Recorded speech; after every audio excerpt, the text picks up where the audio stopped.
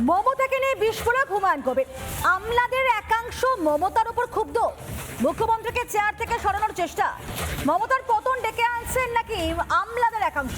রিপাবলিকে বিস্ফোরক, জেওপি চেয়ারম্যান মমতার দলীয় বিধায়কদের কথা শোনেন না হুমায়ুন কবির, এমনটাই বলছেন। বিধায়কদের তুলনায় আমলাদের গুরুত্ব নাকি অনেকটাই বেশি, কিন্তু আবার সেই আমলাদের একাংশ আবার মমতার উপর ক্ষুব্ধ, এমনটাও জানিয়েছেন হুমায়ুন কবির।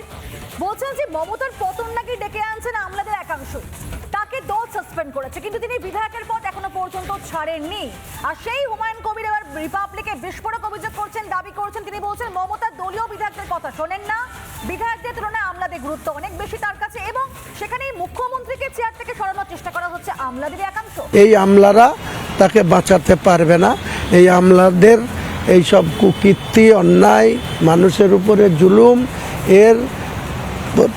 এই বিষয়টা এমন জায়গায় যাবে যার জন্য বাংলার মসনদ থেকে মমতা বন্দ্যোপাধ্যায়ের বিদায় আসন্ন হবে। বন্দ্যোপাধ্যায়ের আমলারা মমতা বন্দ্যোপাধ্যায়কে ক্ষমতাচ্যুত করার জন্য যে সমস্ত কর্মকাণ্ডে যুক্ত থাকছে, এটাই যথেষ্ট। বাংলার দিন 35 থেকে 15-তে নেমে এসেছিল, আর 235 থেকে 59-এ নেমে এসেছিল 2011-তে।